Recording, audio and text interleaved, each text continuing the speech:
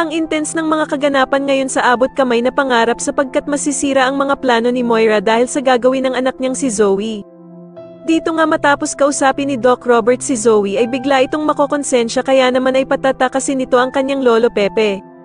Samantala ay mapagtatakpan nga ng bruhang si Moira ang ginawa nila kay Lolo Pepe at mapapalabas nga nilang inosente silang dalawa ng anak niyang si Zoe.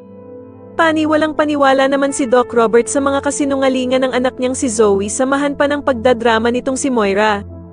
Dito nga ay magugulantang sila Giselle at Doc Robert dahil sa mapapanood nila na pagpapahirap ng mga tauhan ni Moira sa ama nilang si Lolo Pepe.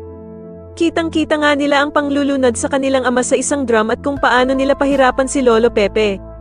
Hindi naman makapaniwala si Annalyn sa sinasapit ng kanyang Lolo Pepe kaya naman ay wala itong magagawa kundi ang umiyak sa sobrang awa dito.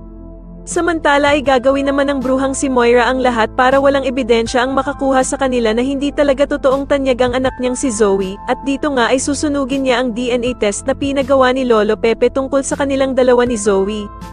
Sa kabilang banda naman matapos ngang mapalo ni Harry ang isang tauhan ni Moira, ay hindi naman ito makakaligtas sa isa pang clown na namasok sa bahay nila Lynette. Dito nga ay maririnig ni Lynette ang mga plano ng tauhan ni Moira na matapos nga daw nilang makuha ang mga pera ni Carlos ay kailangan na nga daw siyang isunod na patayin.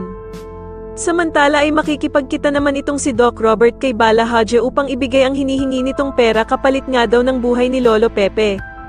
Ngunit kailangan nga daw pumunta ni Doc Robert ng mag-isa dahil kundi daw ay maliligo itong si Lolo Pepe sa sarili nitong mga dugo.